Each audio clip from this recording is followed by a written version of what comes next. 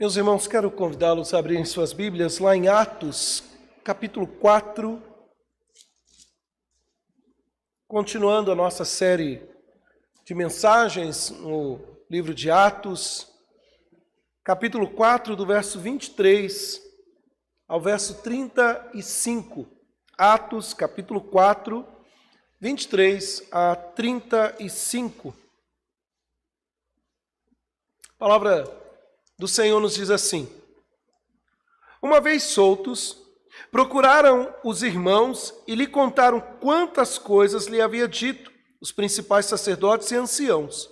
Ouvindo isto, unânimes levantaram a voz a Deus e disseram: Tu, soberano Senhor, que fizeste o céu, a terra, o mar e tudo que neles há, que disseste por intermédio do Espírito Santo por boca de Davi, nosso pai, teu servo, porque se enfureceram os gentios e os povos imaginaram coisas vãs? Levantaram-se os reis da terra e as autoridades ajuntaram-se a uma contra o Senhor e contra o seu ungido, porque verdadeiramente se ajuntaram nesta cidade contra o teu santo servo Jesus, ao qual ungiste Herodes e Pôncio Pilatos, com gentios e gente de Israel, para fazerem tudo o que a tua mão e o teu propósito predeterminaram. Agora, Senhor, olha para as suas ameaças e concede aos teus servos que anunciem com toda intrepidez a tua palavra, enquanto estendes a mão para fazer curas, sinais e prodígios por intermédio do nome do teu santo servo Jesus. Tendo eles orado, tremeu o lugar onde estavam reunidos. Todos ficaram cheios do Espírito Santo e com intrepidez anunciavam a palavra de Deus. Vamos orar, meus irmãos. Pai Santo, mais uma vez, humildemente nos achegamos diante da Tua presença, clamando que o Senhor fale conosco, clamando a Deus que o Senhor nos assista em nossas fraquezas, em nossas dificuldades, e também que fale, ó Deus, ao nosso coração. Fala não aquilo, ó Pai, que queremos ouvir, mas aquilo que o Senhor já estabelecera para a nossa vida. Que seja esta palavra transformadora, ó Pai, que as palavras dos meus lábios, que o meditar do meu coração sejam agradáveis à Tua presença, Senhor. Deus meu, rocha minha e Redentor meu, em Cristo Jesus oramos. Amém. E amém, Jesus. Meus irmãos, eu quero pensar com os amados nessa noite como responder à perseguição. Como responder à perseguição. O que é a igreja perseguida? Nós estamos no mês de agosto, mês de missões, e é um mês que sempre lembramos da igreja e das missões no Brasil e no mundo afora, e há uma agência chamada Portas Abertas. E o Ministério Portas Abertas tem um trabalho excepcional em vários países, denominados como países fechados ao Evangelho. Quando os cristãos ao redor do mundo têm os seus direitos negados por escolherem seguir Jesus, esses nossos irmãos se tornam vulneráveis à hostilidade em diversas esferas da vida. Na vida privada, na família, na comunidade, na nação, na igreja. Isso faz com que eles sejam considerados cristãos perseguidos e pertençam à igreja perseguida. De acordo com uma lista que é atualizada anualmente, a lista mundial da perseguição, foi destacado que mais de 360 milhões de cristãos no mundo enfrentam algum tipo de oposição como resultado da sua identificação com Jesus Cristo, com a sua fé no Senhor Jesus Cristo. E essa perseguição religiosa ocorre quando os seguidores de Jesus não têm os seus direitos de liberdade religiosa garantidos. A conversão ao cristianismo é proibida devido às ameaças vindo de governos ou de grupos extremistas.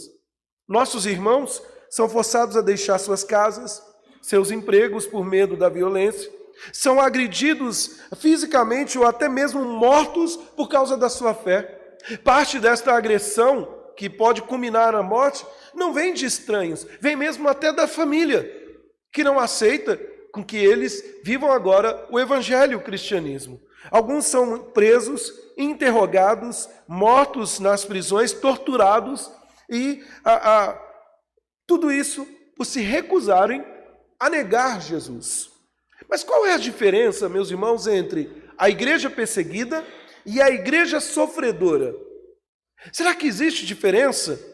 Veja, no ano de 2002, a Missão Portas Abertas, eles fizeram uma reformulação na identidade corporativa a fim de ressaltar o fundamento bíblico sobre a atuação nesse processo, o que é uma igreja perseguida e o que é uma igreja sofredora.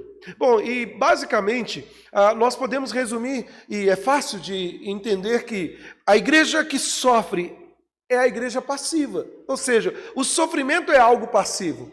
Já a perseguição é algo ativo. Ou seja, quando nós falamos de cristãos, crentes perseguidos ou a igreja perseguida, nós deixamos de usar expressões como igreja sofredora ou igreja a que sofre aqui na terra e milita aqui na terra, para falarmos daqueles que estão sofrendo perseguição. E nesse sentido, meus irmãos, quando pensamos em nós como cristãos, nós fazemos parte de uma igreja que sofre, uma igreja sofredora. Nós estamos envolvidos na igreja e podemos nos considerar como cristãos sofredores. Por quê? Porque todos nós passamos por variadas situações de angústia, como doenças, questões familiares, problemas financeiros e várias outras dificuldades que são inerentes a nós, naturais, por isso o aspecto passivo, ou seja, ninguém pode dizer que a semana vai ser perfeita, somente Deus pode destacar, porque é certo que em alguma medida ou em algum momento nós vamos enfrentar dificuldades, o que envolve também até uma perseguição à nossa fé. Já a perseguição, já a igreja perseguida implica em dizer que sofre todos os tipos de injustiça, de maus tratos, de desrespeito aos direitos humanos, com o objetivo de impedir a proclamação do Evangelho, seja por parte do indivíduo, do grupo ou da comunidade. Meus irmãos, ao longo da história, não só nesse tempo presente, mas ao longo da história, a perseguição sempre fortaleceu a igreja. É estranho. Alguns escritores famosos chegam ao ponto de destacar que eles não conseguem entender. Quanto mais a igreja é perseguida, mais ela cresce. Chegam ao ponto de dizer que o sangue dos mártires era o adubo que fazia a igreja crescer. Lógico que sabemos que é o Senhor que faz a sua igreja crescer. Mas, meus irmãos, alguns acreditam que a igreja perseguida, ao sofrer a perseguição, de uma certa maneira há um aspecto positivo ou bom, que não conseguimos olhar quando só olhamos para a perseguição, mas um aspecto positivo porque ela queima a impureza da igreja, ela afasta os frequentadores nominais e mundanos, ela separa a igreja do mundo. Porque quando a igreja passa de ser a igreja dos likes, ou a igreja moderna, ou a igreja do fã-clube, e passa a ser uma igreja que é perseguida, não são todos que querem fazer parte desta igreja. E assim, a perseguição leva a igreja à oração. A perseguição une a igreja no amor fraternal. A perseguição faz com que a igreja se expanda numericamente, como nós vimos em países que são fechados, mas a igreja cresce, porque ela está debaixo da poderosa mão do Senhor. Meus irmãos, muitas vezes nós não estamos prontos para orar por perseguição. Nós não gostamos de falar muito de sofrimento. É por isso que ouvimos tantas mensagens e há o aspecto belíssimo das bênçãos de Deus, de que tudo vai dar certo. Mas nós precisamos, meus irmãos, entender que a nossa liberdade, que chamamos liberdade religiosa, necessita urgentemente das nossas orações. Como numa geleira ou como uma água que foi congelada, nós estamos sobre uma camada muito fina. E não são poucos os que estão levantando a voz dizendo cuidado. Porque nós, aqui no Brasil, em países da América Latina, já tem sido assediado e tem sofrido ataques. Basta, meus irmãos, vermos que é inconcebível para alguns ensinar a palavra de Deus em casa e levar os filhos a um compromisso sério com o Senhor, educar dentro do lar. São políticas governamentais que visam a destruir essa tal religião cristã, que, segundo alguns, entre aspas, é um atraso para a sociedade. Meus irmãos, eu estou falando aqui sobre algo que a maioria de nós não experimentou em primeira mão. É claro, nós podemos enfrentar uma oposição enquanto crentes. Eu posso enfrentar uma oposição como pastor, mas nunca fui preso, e nenhum de nós foi preso, ou espancado, ou teve a sua propriedade tomada porque somos crentes. Mas esses princípios se aplicam ao assunto de como responder não só à perseguição, mas também às provações. Os princípios que nós veremos nesse texto nos ajudam a entender que Deus é o Deus não só quando há perseguição, mas é o Deus que está presente quando você sofre, quando você passa por lutas, dificuldades. E, meus irmãos, é necessário ter uma teologia adequada em meio ao sofrimento. Muitas vezes há alguns que se enfurecem com Deus quando as dificuldades vêm, quando os problemas chegam à sua porta. Há muitos que não aceitam que Deus permita que determinadas ações aconteçam na sua vida. Há um certo triunfalismo que é contrário à palavra de Deus, porque o próprio Senhor Jesus já nos garantiu: no mundo vocês terão turbulência, segundo o vídeo do presbítero Fernando. Nós teremos aflições, dificuldades, mas tenham bom ânimo. Meus amados irmãos, nosso texto revela a resposta da igreja primitiva. Nós começamos há algumas semanas falando desse capítulo 4, e o capítulo 4 nós temos o início da perseguição à igreja. Nós temos aqui, meus irmãos, Pedro e João presos, interrogados aqui, colocados na cadeia e ameaçados pelos líderes judeus. Por que eles curaram o homem coxo? Por que eles pregaram a ressurreição de Jesus Cristo àquela multidão? Então, este momento aqui, a resposta que eles trazem é uma resposta ativa em meio à perseguição. Mas esse texto também mostra, meus irmãos, o cuidado que a igreja tinha e que deve ter pelos seus membros, pelo testemunho contínuo para com Deus no mundo. Esse texto nos ensina a responder à perseguição ou ao sofrimento, afirmando o nosso compromisso com Deus, com o seu povo e com a sua obra no mundo. E eu quero destacar, meus irmãos, essas 3 verdades à luz desse texto. Em primeiro lugar, responda à perseguição ou ao sofrimento, afirmando o seu compromisso com Deus, ou o nosso compromisso com Deus. Guarde isso. A perseguição ou sofrimento te aproximará ou afastará você de Deus e fará com que você se torne amargo, ou levará você mais perto e se torne alguém melhor. O certo, meus irmãos, é que muitas e muitas vezes nós não podemos olhar o sofrimento, a perseguição, a luta como algo inocente ou como algo que nós não temos nenhuma reação. Há pessoas que não aceitam passar por dificuldades nas suas vidas como se houvesse uma blindagem especial, ou que Deus tivesse a obrigação de não permitir que o sofrimento e as dificuldades chegassem à sua porta. E como que nós respondemos? Nós respondemos, meus irmãos, afirmando o nosso compromisso com Deus por meio da oração do seu povo, ou que podemos chamar oração corporativa, no meio do corpo, do povo de Deus. Quando Pedro e João foram soltos, eles voltaram para os seus companheiros, eles contaram a eles o que tinha acontecido, e a resposta não foi fazer um churrasco. A resposta não foi simplesmente dizer, yes, vencemos mais uma batalha. Não, meus irmãos, a resposta foi uma resposta espontânea através da oração.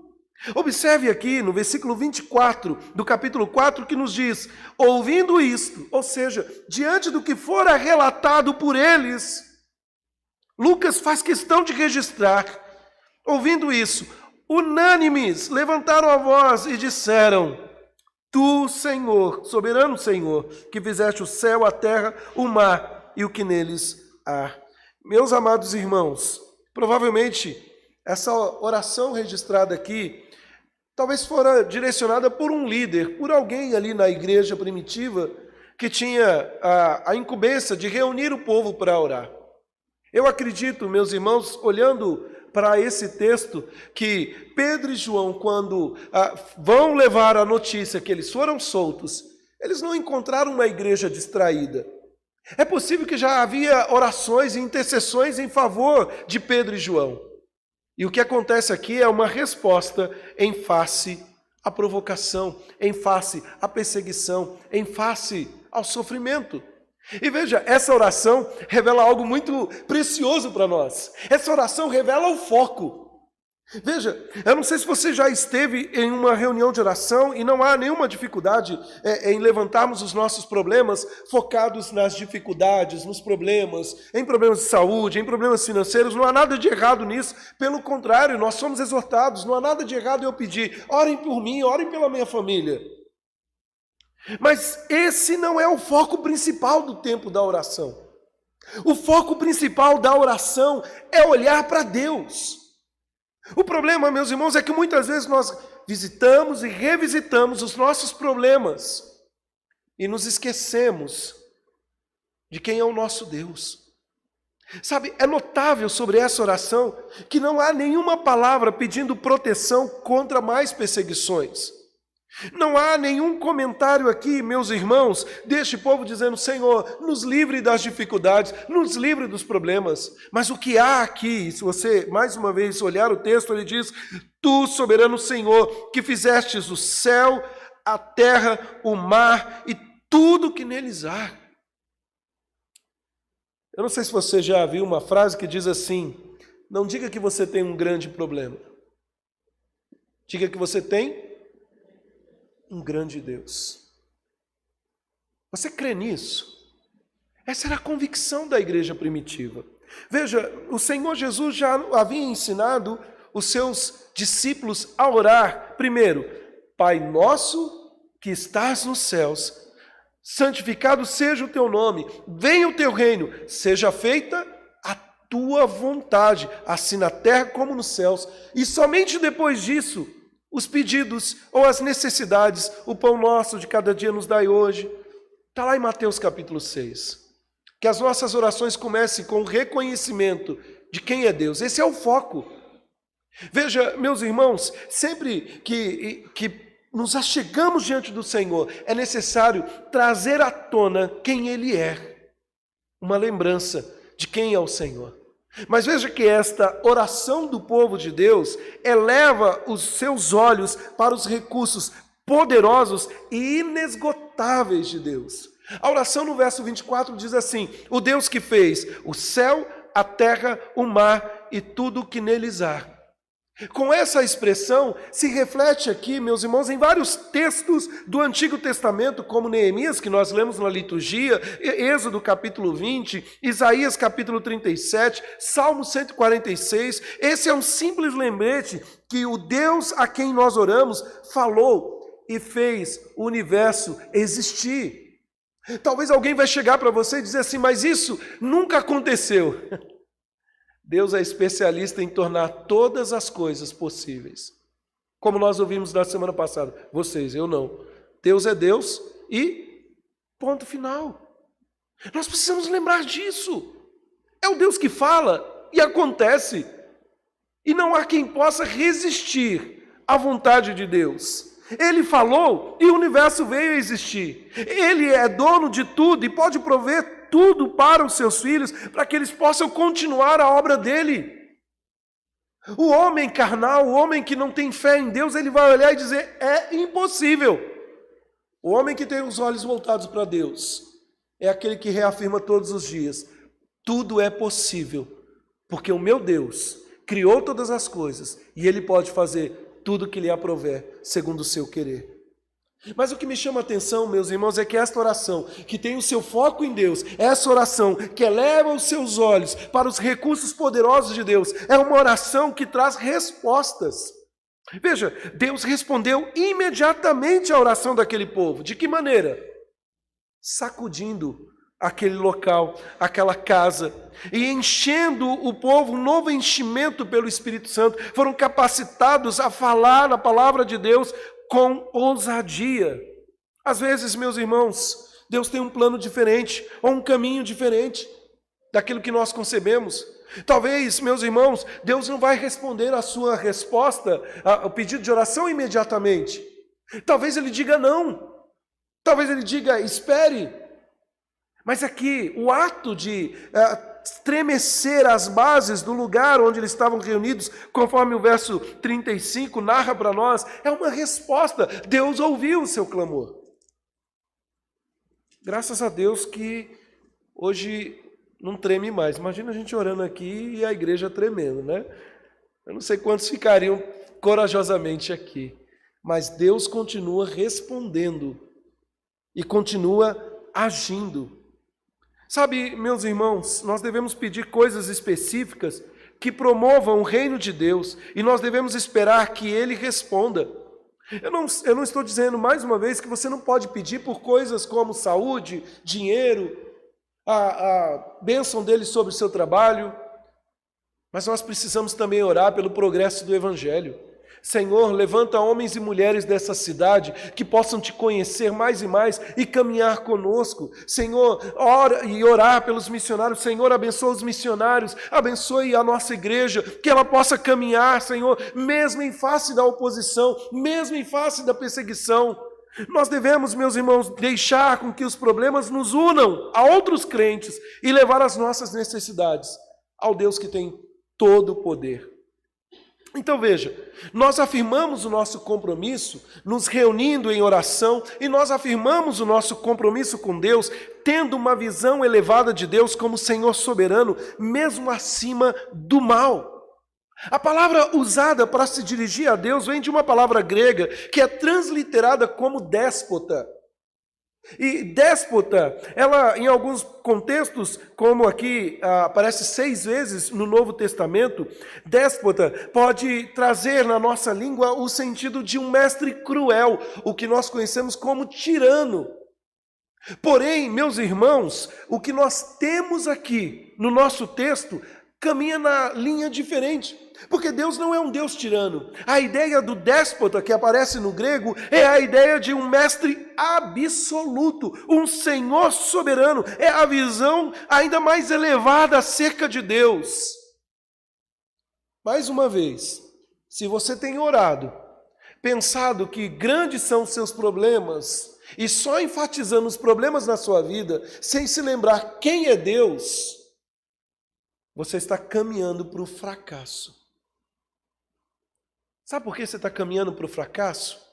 Porque você tirou os olhos do Senhor e só tem olhos para o seu problema. Só tem olhado para a sua casa, por exemplo, para as dificuldades e pensado que não tem solução. Só tem olhado para essas nações e a nação que vivemos achando que não tem solução. Mas nos esquecemos quem é Deus. A Bíblia afirma claramente a soberania absoluta de Deus. Nada acontece sem que Deus ordene e que aconteça. E é necessário lembrar que desde toda a eternidade, Deus decretou tudo o que deveria acontecer no tempo. E Ele fez isso livre, inalteravelmente, segundo o seu poder. Não por causa do seu decreto ou vontade de qualquer criatura, Ele que o fez assim, mas Ele o fez, meus irmãos, de forma livre. Alguns gostam de argumentar, e esse texto mostra isso para nós, dizendo que Deus é presciente de tudo, incluindo a nossa salvação, mas que Ele não pré-ordenou tudo. O problema aqui, meus irmãos, e chegam a argumentar que nós temos o famoso livre-arbítrio, com uma confusão que levantam. Mas essa passagem aqui, meus irmãos, junto com outras passagens, refuta claramente essa ideia. Calvino aponta o seguinte: Lucas acrescenta a palavra mão, que está aqui no texto, a tua mão pré-ordenou todas as coisas, para enfatizar que este evento não foi apenas governado de forma passiva pelo próprio Deus, mas também ativamente pelo seu poder. Deus predestina todas as coisas, até mesmo o ato maligno de crucificar o seu ungido, Jesus. E ainda assim, ele não é de forma alguma responsável pelo mal que os homens que o assassinaram, Jesus, cometeram. Eles pretendiam o mal e serão julgados de acordo com a intenção maligna dos seus corações. Mas Deus, soberanamente, anulou isso para cumprir o seu propósito, permanecendo imaculado por seus pecados. Meus irmãos, que diferença prática faz isso para as nossas vidas? Se você acredita, como alguns ensinam, que os eventos malignos ocorrem fora da vontade soberana de Deus, então você tem um grande motivo para ter medo e nenhum motivo para conforto, porque as coisas malignas acontecem de forma livre e solta. Isso é uma pena, porque parece que não há segurança, não temos garantias. E você, meus irmãos, e nós, melhor dizendo, não podemos esperar que isso não aconteça, ou esse problema que veio na nossa vida não aconteça novamente.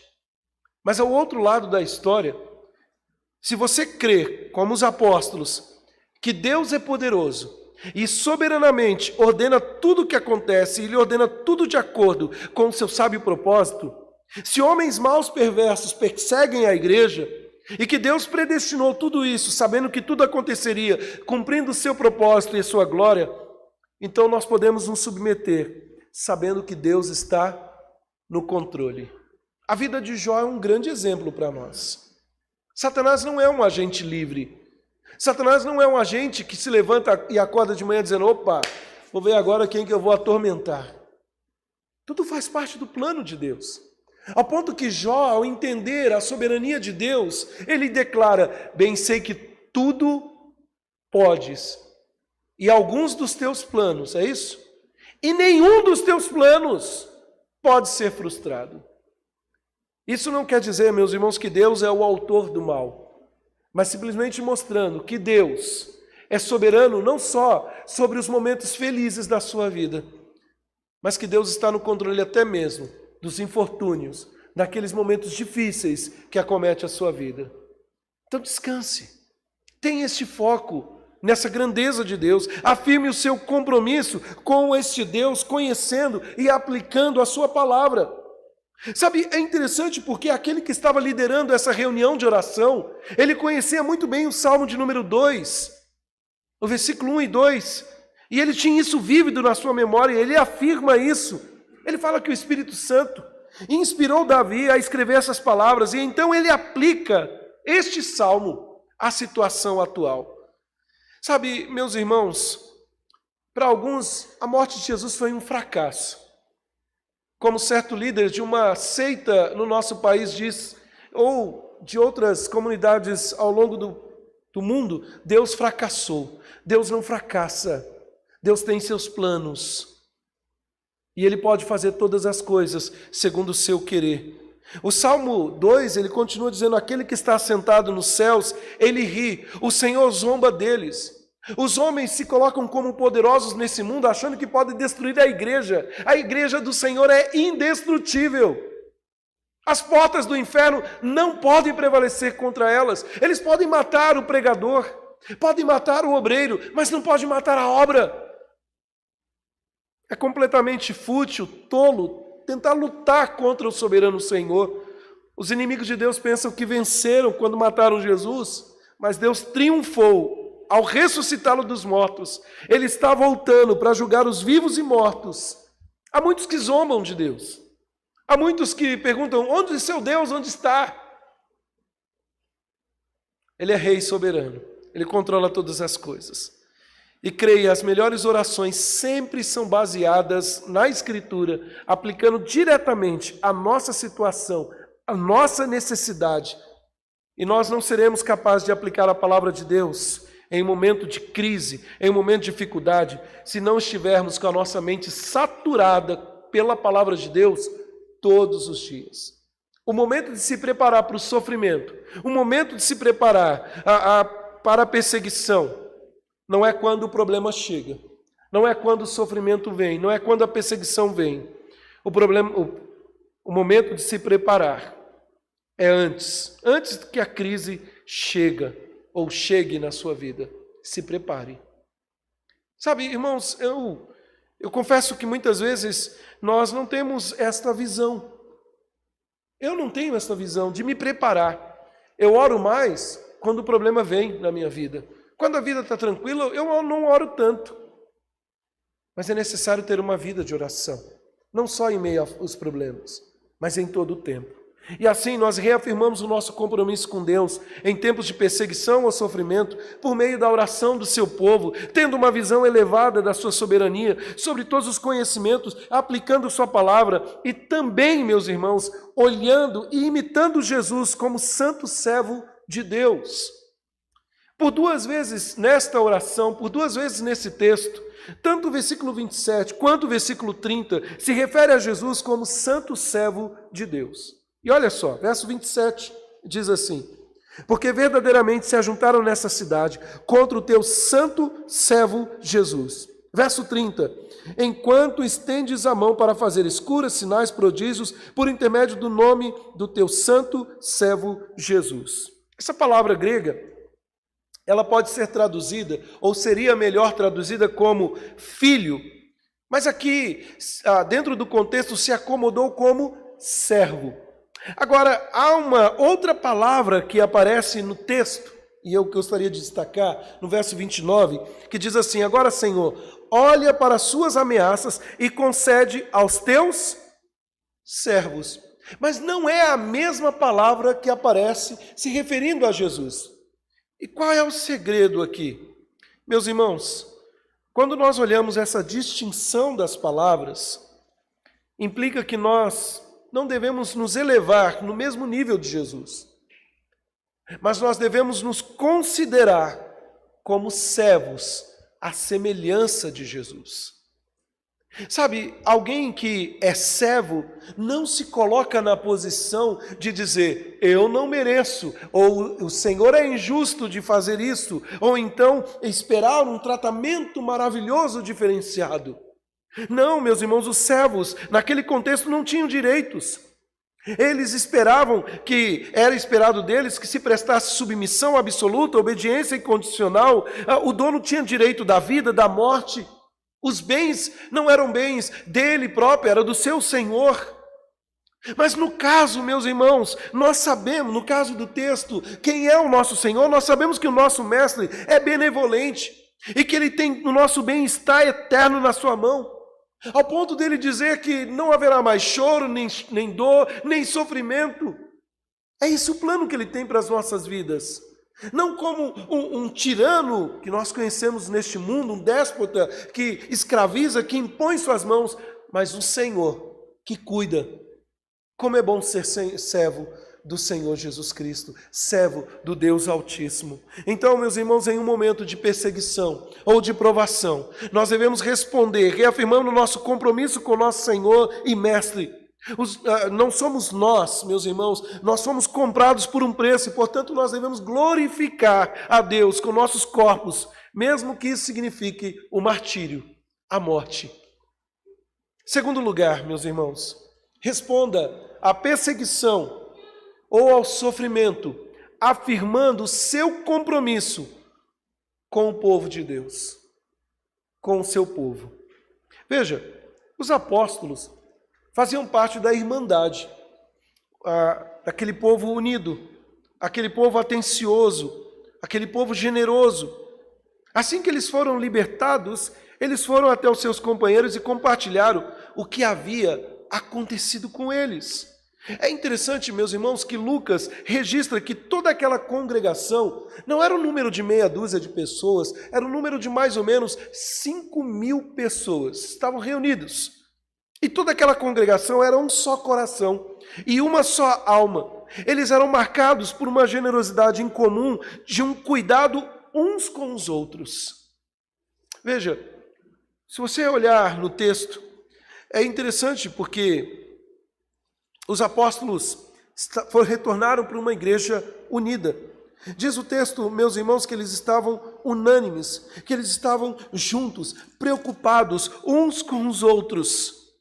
Verso 32 diz, da multidão dos que creram, era um coração e uma alma, ninguém considerava exclusivamente sua nenhuma das coisas que possuía. Tudo, porém, lhes era comum. Sabe, o povo do Senhor, o povo de Deus deve estar comprometido com a sua comunidade, com o seu povo. Eles tinham uma mentalidade corporativa. E quando eu estou usando propositadamente essa expressão, acho que é essa, propositadamente, eu lembro que da outra vez eu fiquei em dúvida. Porque a expressão corporativamente se adequa melhor ao que nós somos, um só corpo. E veja, meus irmãos, eles não viam a igreja como nós frequentemente vemos ou viemos à igreja. Sabe, eles não são aqueles que sentam ao lado de pessoas e depois, ao saírem pela porta, não há aquela preocupação mútua. Não, há uma preocupação entre esses nossos irmãos do passado. Eles gostariam de saber, eles estavam querendo saber o sofrimento uns dos outros, o que cada um estava passando. É claro, meus irmãos, que há momentos que uma pessoa precisa ficar sozinha. Mesmo quando há uma multidão cristã, há momentos que queremos ficar mais reclusos, separados, mas nós precisamos desenvolver o senso da comunidade, do pertencimento do corpo de Cristo, o saber que nós não estamos completos a menos que estejamos juntos. Nós precisamos ter uma rede de irmãos, homens, uma rede de irmãs, mulheres, com quem imediatamente queremos nos reunir quando uma dificuldade nos atinge, para que possamos compartilhar e orar juntos. Eu não sei se você viu no texto, mas o texto não diz que Pedro e João voltaram para casa desesperados para ver sua família. Pedro não saiu correndo para abraçar sua sogra, porque estava com saudade. Essa foi aquela piadinha pastoral. Pedro correu para a igreja. João correu para a igreja, para o seu povo. Sabe, meus irmãos, o povo de Deus deve estar comprometido com a unidade. Eles levantaram a voz em unanimidade.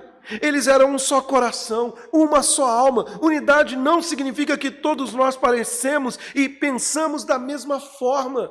Não é isso.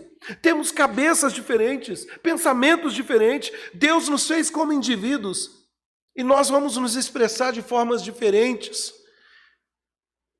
Mas significa, meus irmãos, que nós devemos ser unidos em uma só fé, buscando um conhecimento mais profundo do Senhor. Nós iremos entender que existem coisas que não são essenciais. Nós vimos hoje pela manhã e há crentes fortes e há crentes fracos. Se você não deu para vir de manhã, assista, depois você vai entender o contexto que Paulo escreve. Mas nós precisamos reconhecer, meus irmãos, que o Senhor quer ver o seu povo unido, sua igreja unida. Nós não podemos nos unir só quando há festa ou luto. Nós devemos nos unir em todo o tempo, em todos os momentos. Porque se um irmão meu aqui sofre, eu também sofro. Se meu irmão se alegra, eu também sofro. Não, me alegro e tenho que me alegrar. O povo de Deus deve estar comprometido com a unidade. O povo de Deus deve estar comprometido com a generosidade. Calvino, ele escreve sobre esse texto, eu gostei muito do comentário de Calvino, ele diz o seguinte: essa generosidade aponta que a unidade de coração e alma é a raiz. Compartilhar pertences pessoais é o fruto. Ou seja, essa passagem ela não está ensinando, meus irmãos, o que o comunismo ensina, onde as pessoas são forçadas a compartilhar tudo igualmente, até com aquele que não trabalha ou com aquele que não se esforça. Essa passagem também não está encorajando o bem-estar para pessoas preguiçosas e irresponsáveis, para que ela possa se aproveitar do corpo. Ao ponto que o apóstolo Paulo diz lá em 2 Tessalonicenses, capítulo 3, versículo 10, quando ele exorta dizendo o seguinte: aquele que não trabalha, morra de fome. Foi a tradução que eu fiz. Aquele que não trabalha, não coma. Ou seja, com essas palavras ele está dizendo, olha, não se ache que ele é merecedor porque ele não se faz como alguém ativo, como alguém que busca. Pelo contrário, meus irmãos, em vez disso, o que é recomendado é um tipo de generosidade voluntária que, ao ver um irmão em necessidade, ele abre o coração e as bênçãos materiais para esse irmão. Não é algo que a igreja força, não é algo que nós devemos forçar alguém ou implorar. Tanto é que o apóstolo Paulo nos lembra, cada um contribua o que estiver proposto, não no bolso, mas no coração. A perseguição frequentemente nos despoja do foco material, nos despoja do foco materialista. A perseguição nos ajuda a lembrar que as coisas não duram. Meus irmãos, a palavra de Deus nos instrui, aqueles de nós que são ricos, e eu posso afirmar que a maioria de nós aqui, para não dizer todos, somos ricos. Porque o conceito de riqueza não é ter abundância de bens, mas tendo o que comer, tendo o que beber, devemos nos sentir assim, contentes, enriquecidos por Deus, todos os dias. A palavra de Deus nos exorta então a sermos generosos e prontos a compartilhar com nossos irmãos. Tiago é categórico, ao ponto de destacar que as nossas obras devem vir acompanhadas com a nossa fé, e que eu não posso ver o meu irmão padecer e não estender a mão sobre ele, para ele. E se vemos a igreja como uma família, membros do corpo de Cristo, então nós estaremos mais inclinados a obedecer a esse comando.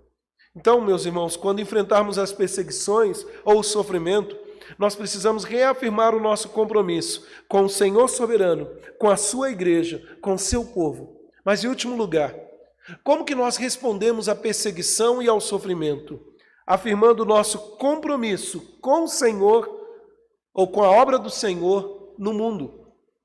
Veja, os apóstolos não fugiram da perseguição. A igreja não fugiu da perseguição. Eles não foram morar no monastério dentro de muros bem fortificados. Eles não caíram também numa autopiedade, no medo, na vingança. Em vez disso, eles responderam. E como eles responderam? Através da oração. Orando por mais ousadia, orando por mais testemunho. O verso 33, se você olhar na sua Bíblia, diz assim: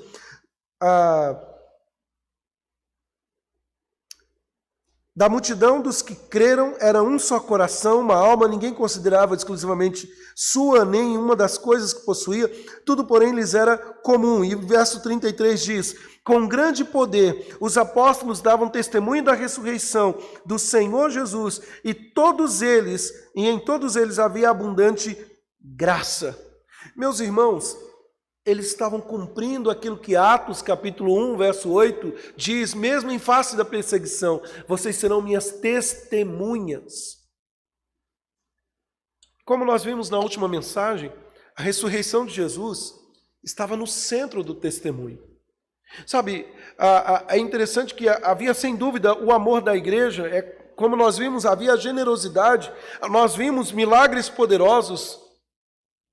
Mas o ponto em foco aqui é que essa igreja continuou a pregar Jesus Cristo.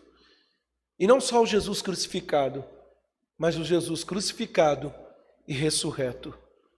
Se alguma vez enfrentarmos oposição por causa do nosso testemunho, ou mesmo estivermos enfrentando sofrimento, nós devemos seguir o exemplo deles, não recuar. É claro, meus irmãos, que Satanás quer que desistamos. É claro que Satanás quer que recuemos. E se ele puder nos fazer cair em uma autopiedade ou no medo, o nosso testemunho irá parar.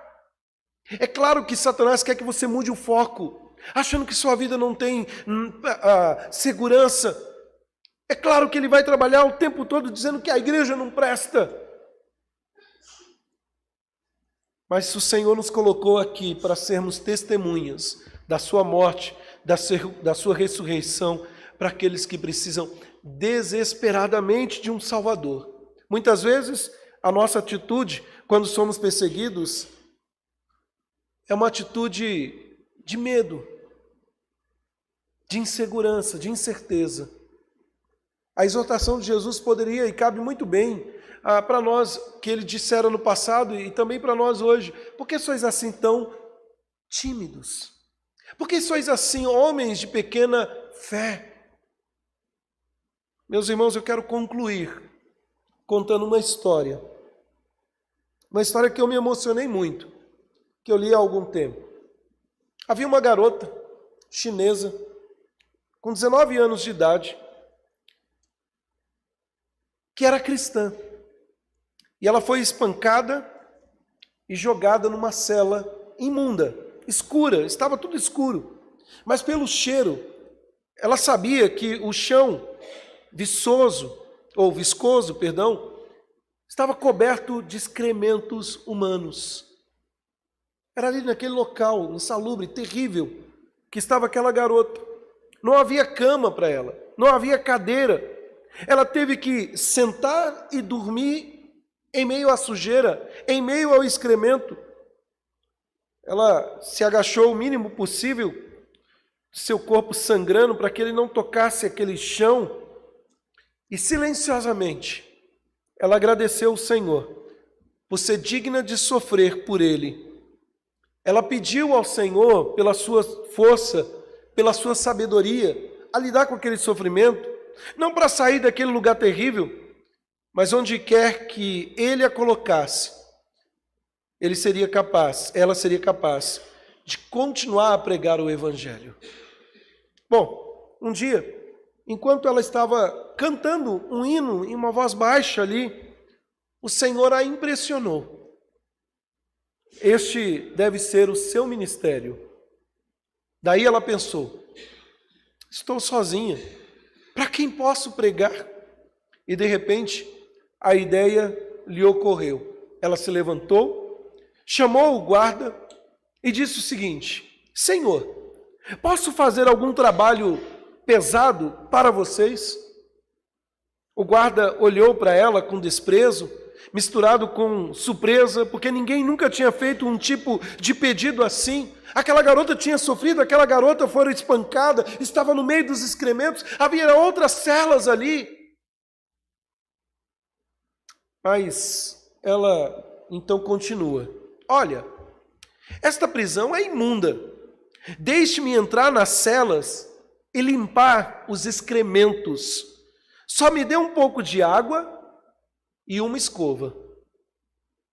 Logo ela se viu limpando e pregando para as pessoas que tinham perdido toda a esperança de ver outro ser humano que não viesse para eles para espancá-los. Quando perceberam que poderia ter vida eterna, aqueles prisioneiros perceberam que essa vida eterna era um presente gratuito, se arrependeram dos seus pecados, confiaram em Jesus Cristo e logo, meus irmãos, pelo ato poderoso de Deus, todos os prisioneiros acreditaram em Jesus Cristo. Mas o diretor da prisão ficou furioso. Daí ele deu a ela uma folha de papel e disse para ela escrever uma confissão de seus crimes contra a revolução. Então ela começou a escrever. E ela escreveu o plano de salvação para que o diretor e até mesmo outros ouvissem sobre o Senhor Jesus Cristo. Sabe, meus irmãos, talvez nunca tenhamos que sofrer pelo Evangelho como essa garota sofreu. Talvez nenhum de nós vai chegar a uma situação extrema de ter que limpar ou conviver com excrementos humanos ali. Talvez nenhum de nós vamos enfrentar a vida inteira de uma prisão longe da liberdade, mas nós devemos seguir o exemplo dessa garota. Se enfrentarmos perseguição, se enfrentarmos dificuldades, nós devemos responder reafirmando o nosso compromisso com Deus, um Deus que é soberano. Deus está no controle da tua vida. Não se esqueça disso. Nós devemos, meus irmãos, reafirmar o nosso compromisso com a igreja que o Senhor nos colocou. Nós não somos um organismo sozinho, um corpo separado. Nós fazemos parte de um corpo. De modo, mais uma vez, se teu irmão está sofrendo, sofra com ele. Chore com ele, caminhe com ele. Não espere isso de um grupo específico da igreja. Seja você um abençoador. Não é isso que cantamos? A começar em mim, quebra corações. Ou então, Senhor, se quiser me usar, use-me a qualquer hora, em qualquer lugar, mas quando você vai estar disponível? E nós devemos ser inabaláveis, meus irmãos, em nosso compromisso com a obra do Senhor, seja aqui em Jaboticabal, seja no estado de São Paulo, seja no Brasil, seja no mundo, proclamando as boas novas de Cristo para aqueles que estão perecendo. Talvez fazer a obra do Senhor irá requerer de você tudo. Talvez se rebaixar ao ponto de ter que limpar os excrementos humanos de uma outra pessoa, não literalmente, mas entrar no mundo de uma pessoa que está na escória, no desprezo. Mas fazer como Paulo, fiz-me agradável para com todos, a fim de ganhar muitos. Que a nossa disposição seja essa. Não se esqueça disso. Não se esqueça que no meio do sofrimento, Deus está presente.